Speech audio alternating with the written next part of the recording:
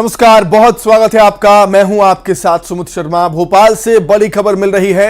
नरोत्तम मिश्रा के घर पहुंचे मोहन यादव। पूर्व गृह मंत्री से मोहन यादव ने मुलाकात की है। बड़ी खबर आपको बता रहे हैं। जी हां, मोहन यादव नरोत्तम मिश्रा से मुलाकात करने के लिए पहुंचे। पूर्व गृह मंत्री से मोहन यादव ने मुलाकात की, उसकी तस्वीरें भी सामने आई हैं। नरोत्तम मिश्रा से मुलाकात करने के लिए पहुंचे हैं मोहन यादव। मध्य प्रदेश के नवनिर्वाचित मुख्यमंत्री, क्योंकि कल विधायक दल के नेता चुने गए, आज नरोत्तम मिश्रा से मुलाकात करने के लिए पहुंचे नरोत्तम मिश्रा के घर।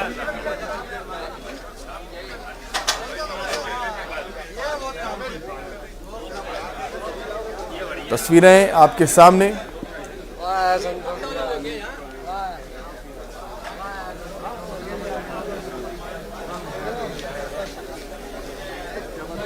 नरोत्तम मिश्रा से मुलाकात करने के बाद बीजेपी दफ्तर पहुंचे हैं मोहन यादव।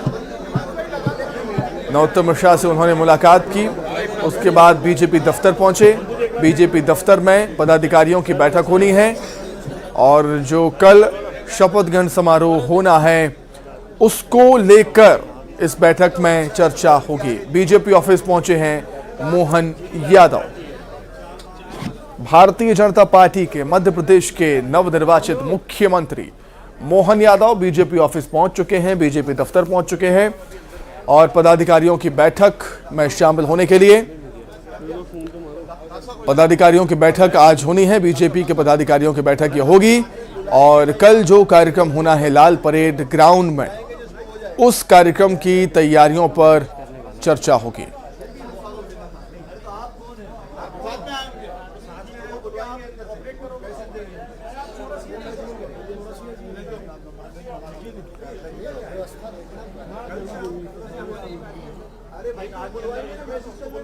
तो बीजेपी ऑफिस से आप तस्वीरें देख रहे हैं टीवी स्क्रीन पर। मध्य प्रदेश के नवनिर्वाचित मुख्यमंत्री मोहन यादव राजधानी भोपाल स्थित बीजेपी ऑफिस पहुंचे हैं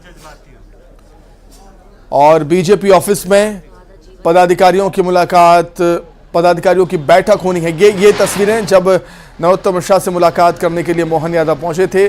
पूर्व गृह मंत्री नरोत्तम मिश्रा से मुलाकात करने के लिए मोहन यादव पहुंचे और पुष्प गुच्छ से नरोत्तम मिश्रा ने मोहन यादव का स्वागत किया, बधाई दी, शुभकामनाएं दी। एक बहुत बड़ी जिम्मेदारी मिलने पर नरोत्तम मिश्रा ने मोहन यादव को शुभकामनाएं दी हैं, बधाई दी है। नरोत्तम मिश्रा के निवास पर मुलाकात करने के लिए मध्य प्रदेश के नवनिर्वाचित मुख्यमंत्री मोहन यादव पहुंचे हुए थे। समारोह में हम सब संकल्प लेंगे। मैं इस साक्षी बनने के लिए सबको आमंत्रण आपके माध्यम से दे रहा हूँ।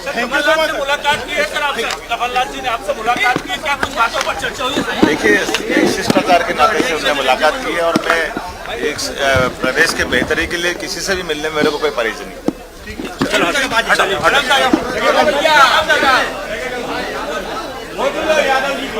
नहीं।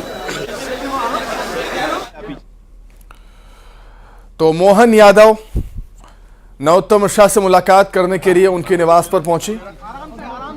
नरोत्तम मिश्रा ने भी गर्मजोशी से मोहन यादव का स्वागत किया। हमारे वरिष्ठ नेता हैं और उनका बहुत लंबा संसदीय कार्य का अनुभव है और हमारे वरिष्ठ भारतीय जनता पार्टी के दोनों तरह के काम के अनुभव वाले, जिनको मंत्रिमंडल का भी और पार्टी का भी, और मैं समझ सकता हूं कि उनकी बहुत आवश्यकता है। कई सारे मामलों में चर्चा करने के लिए मैं उनसे आया था। मैं उनका एक तरह से कॉलेज जीवन से ही बहुत अच्छे से गहरी मित्रता वाला भाव मेरे प्रति रहा है, सहज भाव से।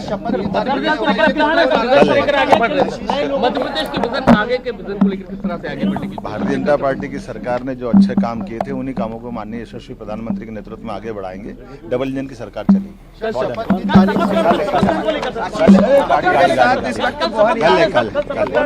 कल है। अभी मैं माननीय प्रधानमंत्री तो आ ही रहा है, बाकी भी जानकारी लेके बढ़ाऊंगा। सर, शपथ ग्रहण में प्रधानमंत्री जी आएंगे। बोल दिया आएंगे, बता दीजिए। अमित भाई क्या कर रहे हैं? अमित भाई तो मीडिया से भी बातचीत की मोहन यादव ने नरोत्तम मिश्रा से मुलाकात करने के बाद कहा लंबा राजनीतिक करियर नरोत्तम मिश्रा का, संसदीय कार्य का अच्छा अनुभव है और मुलाकात उन्होंने वहां पर की है। कई मुद्दों पर बातचीत हुई। नरोत्तम मिश्रा ने मोहन यादव को बधाई दी मुख्यमंत्री बनने पर। एक बहुत बड़ी जिम्मेदारी बीजेपी ने उनको सौंपी है। बीजेपी आला कमान ने एक बहुत बड़ी जिम्मेदारी दी है और उसको लेकर उन्होंने कहा कि बड़ी जिम्मेदारी सभी के साथ मिलकर निभाएंगे। मध्य प्रदेश को स्वर्णिम प्रदेश बनाएंगे डबल इंजन की सरकार। जी हां, प्रधानमंत्री नरेंद्र मोदी के मार्गदर्शन में, गृह मंत्री अमित शाह और जेपी नड्डा के मार्गदर्शन में मध्य प्रदेश को स्वर्णिम मध्य प्रदेश बनाएंगे, मोहन यादव का कहना। नरोत्तम मिश्रा से मुलाकात करने के लिए उनके निवास पर पहुंचे थे पूर्व गृह मंत्री नरोत्तम मिश्रा, जिनका काफी लंबा अनुभव राजनीति का, संसदीय कार्यों का। उनसे मुलाकात करने के लिए पहुंचे थे मोहन यादव और उनके घर की तस्वीरें मोहन यादव के। जब जैसे ही खबर लगती है कि मोहन यादव मुख्यमंत्री बनाए जा रहे हैं तो जश्न का माहौल था। तो सेनापति तैयार है और बस सेना का इंतजार है। खास मेहमान चर्चा में शामिल हुए हैं। चर्चा करने के लिए अजय धवले जी हैं, बीजेपी प्रवक्ता हैं। अजय जी, बहुत स्वागत करता हूं आपका। कांग्रेस की तरफ से आनंद जाट हैं। आनंद जी, बहुत स्वागत है आपका। और राजनीतिक विश्लेषक हमारे साथ जुड़े हुए हैं डॉक्टर सत्यप्रकाश शर्मा जी। शर्मा जी, आपका भी बहुत स्वागत करता हूं न्यूज़ 18 मध्य प्रदेश छत्तीसगढ़ में। सबसे पहले सत्यप्रकाश जी, आपसे ही मैं समझना चाहूँगा, कल जो मुख्यमंत्री का चेहरा बीजेपी ने डिसाइड किया है, उसे देखकर तो हम यही कह सकते हैं कि जहां हमारी सोच खत्म होती है वहां से बीजेपी सोचना शुरू करती है। शर्मा जी, देखिए, जो भी पॉलिटिकल एक्सपर्ट्स थे जी या पॉलिटिशियंस जी, वो ये सोच ही नहीं पा रहे थे या उनकी अप्रोच वहां तक नहीं थी कि बीजेपी ऐसा सरप्राइजिंग डिसीजन मध्य प्रदेश के लिए लेगा, जब प्रदेश में इतने सारे बिग गन्स चुनाव मैदान में उतारे हों। सीएम जो शिवराज सिंह चौहान जैसा चेहरा सामने हो, नरेंद्र सिंह तोमर जैसे कद्दावर नेता हो, प्रहलाद पटेल हो और न जाने कितने लीडर हो, या फिर एमएलए में से जो पहले मिनिस्टर रहे मध्य प्रदेश, उसमें से भी कई नाम ओबीसी के थे, चाहे राकेश सिंह हो, भूपेंद्र सिंह हो। लेकिन ये जो सरप्राइज पिक है बीजेपी का, इसने मध्य प्रदेश या पूरे देश की राजनीति में ऐसे ही हलचल पैदा कर दिया जैसा कि उन्होंने गुजरात में किया था या फिर उत्तराखंड में किया था। तो मेरा कहने का तात्पर्य है कि भारतीय जनता पार्टी बिल्कुल छोटी से छोटी चीजों पर सोचकर डिसीजन लेती है। देखिए, ओबीसी में भी यादव कम्युनिटी को लेना जी, ये कहीं ना कहीं आगामी लोकसभा चुनाव को देखते हुए डिसीजन है, क्योंकि आप जानते हैं कि ओबीसी की यादव कम्युनिटी देश के हर कोने कोने में, अगर साउथ का कुछ एरिया छोड़ दिया जाए। दूसरी तरफ देखते हैं कि मध्य प्रदेश में इतने सारे लोग रेस में थे, यानी कि सीनियर लीडर्स थे, उनमें से किसको सीएम, किसको उसके अंडर में डिप्टी सीएम, क्या वो पॉसिबल था? नहीं था।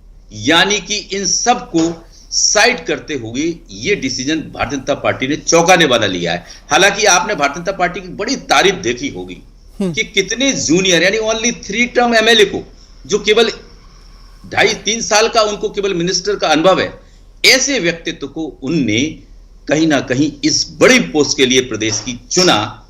ये ऐसा मैसेज है जो भारतीय जनता पार्टी के लिए जाना जाता है कि वो कभी भी किसी को, यानी कि कार्यकर्ता की परख कहीं ना कहीं। जी शर्मा जी, मैं लौटूंगा आपके पास, मैं आपके पास लौटूंगा शर्मा जी। और मंत्रिमंडल कैबिनेट कैसा होगा मोहन यादव का, उस पर हम चर्चा करेंगे। अजय जी, मैं आपके पास आ रहा हूं।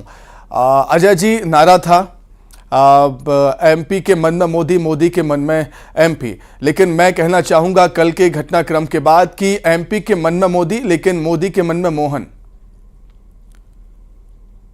देखिए, निश्चित रूप से भारतीय जनता पार्टी में कार्यकर्ता की योग्यता का सम्मान होता है और कल का जो भारतीय जनता पार्टी का निर्णय है माननीय श्री मोहन यादव जो हमारे सीएम डेजिग्नेट हैं उनको नियुक्त करने का, तो वो निश्चित रूप से विधायक दल के नेता इसी रणनीति के तहत बने कि कार्यकर्ता की योग्यता का सम्मान। एक विद्यार्थी परिषद के नेता के रूप में अपना जीवन का जिन्होंने यात्रा शुरू की, फिर संघ में के दायित्व में रहे, फिर विभिन्न आयोगों निगम मंडलों के अध्यक्ष रहे, उसके पश्चात विधायक बने, फिर मंत्री बने और आज एक सीएम डिजिग्नेट।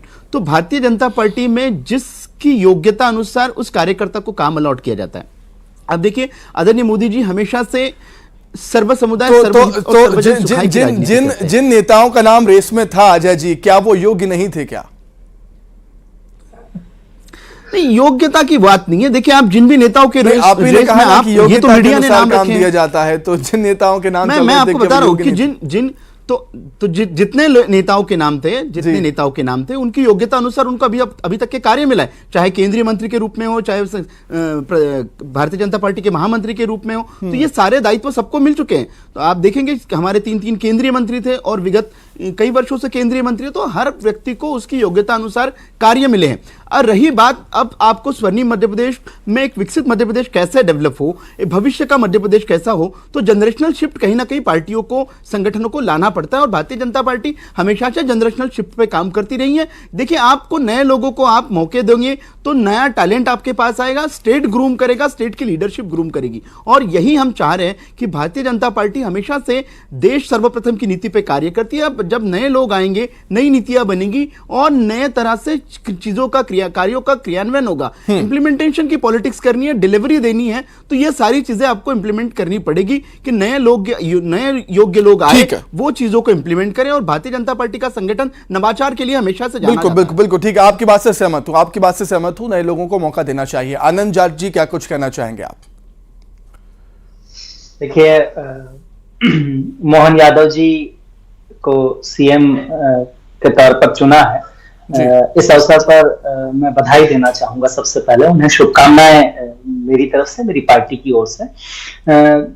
मध्य प्रदेश के सामने जो चुनौतियां हैं वही मोहन यादव जी के लिए अवसर है। चुनौतियां हैं कि मध्य प्रदेश में 18 साल के भाजपा के शासन के बाद 37% आबादी गरीब है, तो उस चुनौती को एक अवसर में बदलने का मौका उनके पास है कि गरीबी कम हो। मध्य प्रदेश में कुपोषण सबसे ज्यादा है, तो वो चुनौती उनके सामने है कि वो इसको कम करें और मध्य प्रदेश के भविष्य को सुरक्षित करें। माताएं बहनें 58% ऐसी हैं मध्य प्रदेश में जो खून की कमी की शिकार हैं। बेरोजगारी और महंगाई जो है वो हर साइकिल में बढ़ती जा रही है। तो ये सब चुनौतियां हैं और इन चुनौतियों से अगर वो पार पाते हैं तो ऐसी चुनौतियां अवसर होती हैं। क्योंकि मैं लोक प्रशासन का भी विद्यार्थी रहा हूं, तो नेतृत्व की परिभाषा ही यही है कि चुनौतियों से नेता पैदा होते हैं। और अगर इन चुनौतियों से वो पार पाते हैं तो मैं समझता हूं कि मध्य प्रदेश में एक अवसर है कि वो मध्य प्रदेश को आगे ले जाएं। जैसे अभी बहुत संस्कृतनिष्ठ हिंदी में भाजपा के प्रवक्ता बड़ी बड़ी बातें कह रहे थे। सुमित जी, मैं थोड़ा सा 30 सेकंड और लूंगा आपका। जी। जब शिवराज चौहान जी मुख्यमंत्री बने थे तो उन्होंने सबसे पहले कहा था कि मध्य प्रदेश बीमार हुए से विकसित बनाना है। फिर कुछ ही समय बाद उन्होंने स्वर्णिम मध्य प्रदेश का राग अलापना शुरू किया था और उसके बाद उन्होंने 2018 का जो दृष्टि पत्र लॉन्च किया था उसमें उन्होंने कहा था समृद्ध मध्य प्रदेश। और फिर उसके बाद जो है आत्मनिर्भर मध्य प्रदेश के गान गाने लगे थे। लेकिन मध्य प्रदेश की स्थिति बहुत विकट है। अमित शाह जी ने जब मध्य प्रदेश का रिपोर्ट कार्ड प्रस्तुत किया था तो कहा था कि मध्य प्रदेश में 5 करोड़ लोगों को हम जो है ठीक है लौटूंगा जाट साहब, लौटूंगा आनंद जी आपके पास लौटूंगा। शर्मा जी, मैं एक चीज आपसे समझना चाहूंगा। देखो मुख्यमंत्री का चेहरा डिसाइड हो चुका है, डिप्टी सीएम भी डिसाइड हो चुके हैं, लेकिन अब दिलचस्प होगा कि कैबिनेट में किसी जगह मिलती है, मंत्री कौन होंगे। शर्मा जी क्या लगता है आपको, एक चुनौती है कहीं ना कहीं बीजेपी के सामने कैबिनेट डिसाइड करने की? देखिए भारतीय जनता पार्टी जैसे संगठन के लिए चुनौती शब्द का कोई मतलब ही नहीं निकलता है, क्योंकि जैसा कि उनके डिसीजंस को देखते हैं, चैलेंज था सीएम चेहरा चुनना, ये उन्होंने करके दिखाया। अब आपने ये कहा कि वो परिवर्तन शिफ्टिंग ऑफ पॉलिटिक्स के मामले में माहिर दल माना जाता है। आपने देखा है गुजरात में क्या हुआ, सीएम बदलने के साथ पूरा कैबिनेट बदल दिया। तो कुछ भी मध्य प्रदेश में हो सकता है कि नई लीडरशिप को मौका दें, लेकिन आज समय जो है ऐसे लीडर्स कहीं ना कहीं दूसरी ओबीसी कम्युनिटी के लीडर्स, जैसे भूपेंद्र सिंह का नाम है, वो कैबिनेट में शामिल हो सकते हैं। उनको वजनदार डिपार्टमेंट या पकड़ है जी बुंदेलखंड रीजन में, उसको देखते हुए कहीं ना कहीं आपने देखा कि बुंदेलखंड में कितना अच्छा परफॉर्म किया है भारतीय जनता पार्टी। दूसरी तरफ गोपाल भार्गव हैं, गोविंद राजपूत हैं। नहीं, आपने ठीक बात कही कि बीजेपी के लिए चुनौती शब्द अब थोड़ा बेमानी सा लगता है कहना, लेकिन कहीं ना कहीं जो है नेता, जो दिग्गज नेता हैं, उनको सेट करने के लिए, उनको साधने की थोड़ी कोशिश बीजेपी करेगी। वो तो कहीं ना कहीं थोड़ा चैलेंजिंग हो सकता है। सही कहा। ये मध्य प्रदेश में ट्रेडिशन रहा कि जो लोकसभा के मेंबर थे और इसके बाद उनको अगर असेंबली का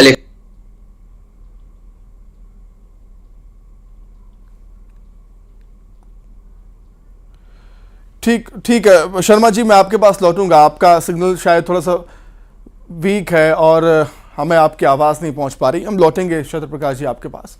अब अजय जी क्या कुछ कहेंगे? अजय जी क्या कुछ कहना चाहेंगे? अब मोहन की कैबिनेट में कौन कौन हो सकता है, ये तो हालांकि पार्टी का विशेष अधिकार होता है, लेकिन क्या लगता है आपको, क्या चुनौती बीजेपी के सामने है अब कैबिनेट गठन करने की? मंत्री कौन होंगे, किसको क्या पद दिया जाएगा? जो वरिष्ठ नेता हैं उन्हें भी देखना है, वो भी निराश ना हो, हताश ना हो। अजय जी। जी देखिए, वरिष्ठता का भी सम्मान होगा, योग्यता का भी सम्मान होगा, और सभी वर्गों को साधा जाएगा, सभी संभागों को साधा जाएगा, सभी क्षेत्रों को साधा जाएगा। भारतीय जनता पार्टी, जैसे कि मैंने कहा, हमेशा डिलीवरी की और परफॉर्मेंस पे काम करने वाली पॉलिटिक्स करती है, और हम लोगों ने जो संकल्प लिए उन संकल्पों की पूर्ति करने वाली नई कैबिनेट रहने वाली है। जैसा कि मेरे मित्र आनंद जी कह रहे थे कि उन्होंने डिफरेंट टर्मिनोलॉजी दी, कभी कहा समृद्ध मध्य प्रदेश, कभी कहा विकसित मध्य प्रदेश, और ये गिना रहे थे कि भारतीय जनता पार्टी में डेवलपमेंट के पैरामीटर्स और इंडेक्स की बात कर रहे हैं। निश्चित रूप से आनंद जी, देखना पड़ेगा कि ये सारे मुद्दे लेके आप 2019 के लोकसभा चुनाव में भी गए थे, 2020 के उपचुनाव में भी गए, और 2023 के विधानसभा चुनाव में भी गए। मध्य प्रदेश की जनता ने सिरे से आपकी ये जो झूठ और वादा खिलाफी और विश्वासघात की राजनीति, उसको नकार दिया है।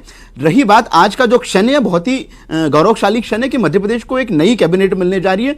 तो मुझे लगता है कि विपक्ष ने भी ऐसे समय में सरकार के साथ में खड़ा होना चाहिए कि हम समृद्धशाली कैबिनेट बनाएं, जो मध्य प्रदेश की नींव रखे। हम जो आत्मनिर्भर मध्य प्रदेश बनाने की बात हो रही है, आत्मनिर्भर मध्य प्रदेश कैसा बने, देश की जीडीपी में कंट्रीब्यूट करने वाला अधिकतम कैसा राज्य बने, तो ये सब देखने के लिए योग्य कैबिनेट बनेगी, कैपेबिलिटीज के हिसाब से रोल एलोकेट होंगे, और निश्चित रूप से आपको एक युवा, ऊर्जावान और वरिष्ठता का सम्मान करने वाली ये मिक्सचर की कैबिनेट बनेगी, जो ये सारे एलिमेंट इसमें रहेंगे, और मध्य प्रदेश को आत्मनिर्भर बनाने का जो आदरणीय प्रधानमंत्री जी का जो गोल है, वो गोल को हम अचीव करेंगे। ठीक है, आनंद जाट जी कहते हैं बीजेपी अपने फैसलों से सबको चौंकाती है। बीजेपी ने जब टिकट वितरण किया तब भी चौंका दिया, रिजल्ट में आप भी चौंके, हम भी चौंके, और जब सीएम का चेहरा सामने आया तब भी इस सबको आश्चर्यचकित कर दिया। और यही खासियत है बीजेपी की कि आप कभी, या विपक्ष या विरोधी कभी उसकी रणनीति, उसकी स्ट्रेटेजी को कभी समझ ही नहीं पाए। आनंद जी।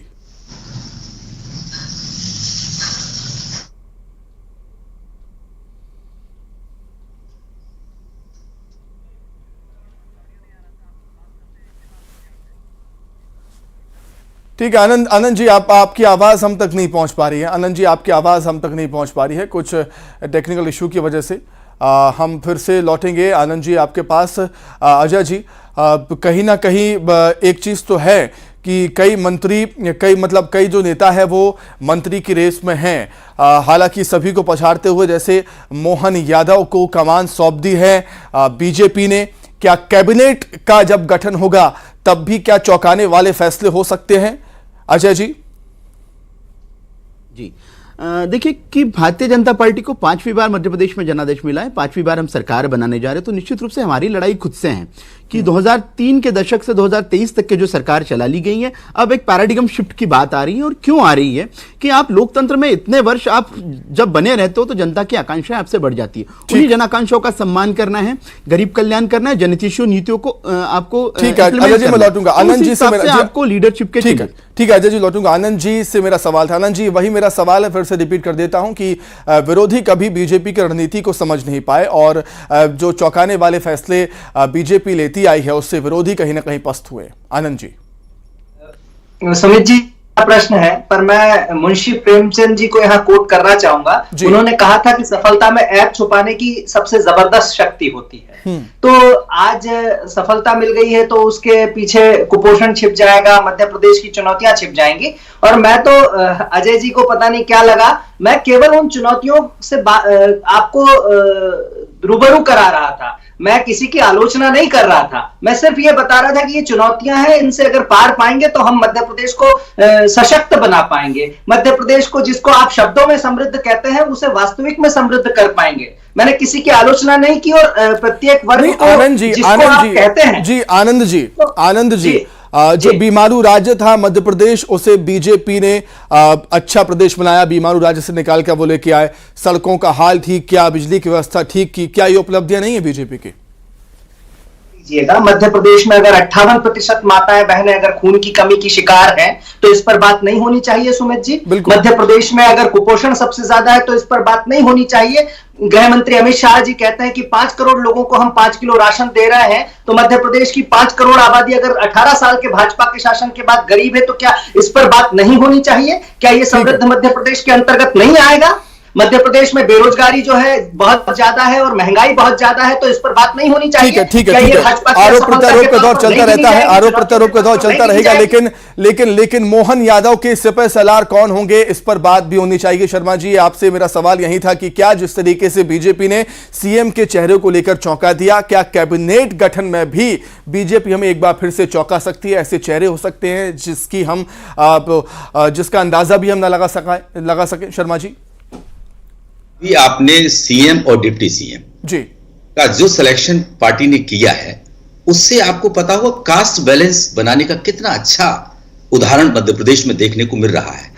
ओबीसी कैटेगरी से सीएम है तो एससी से जगदीश देवड़ा जैसे जो आरएसएस बैकग्राउंड से आते हैं उनको लिया गया, राजेंद्र सुख अपर कास्ट यानी ब्राह्मण कम्युनिटी से लिए गए हैं। तो ये एक बैलेंस बनाने का प्रयास है जो मेजर पॉपुलेशन मध्य प्रदेश में मानी जाती है। लेकिन आपने एक बड़ा सवाल कहा कि जैसा कि सीएम को पिक करके चौंकाया है, शायद कैबिनेट में भी ऐसा ना हो। देखिए, भारतीय जनता पार्टी बड़े टफ डिसीजन लेने के लिए जानी जाती है। जैसा आपने गुजरात में देखा कि सीएम बदलने के साथ साथ पूरा कैबिनेट बदल दिया, तो कुछ भी हो सकता है। लेकिन यह तय है कि लोकसभा चुनाव को ध्यान में रखते हुए कहीं ना कहीं कास्ट बैलेंस, रीजनल बैलेंस और ये भी तय है उसको मेंटेन किया जा सकता है। लेकिन जो भी नाम होंगे वो कहीं ना कहीं सेंट्रल लीडरशिप से अप्रूव होकर ही आएंगे। हालांकि कुछ नाम ऐसे हो सकते हैं जो सीएम अपने ला सकते हैं या दूसरे कद्दावर नेता नरेंद्र सिंह तोमर हैं। बिल्कुल। तो कुल मिलाकर कुल जमा ये रहा कि जो सब हुआ है कल, सीएम का चेहरा आना, 2 डिप्टी सीएम का चेहरा आना, जातीय और क्षेत्रीयगत समीकरण को साधने की कोशिश बीजेपी ने यहां पर की है, और जब कैबिनेट का गठन होगा तो वो छवि भी हमें नजर आने वाली है। बहुत धन्यवाद आप सभी का जुड़ने के लिए, तमाम बातचीत के लिए बहुत शुक्रिया, चर्चा में शामिल होने के लिए। बुलेटिन में इतना ही, नमस्कार।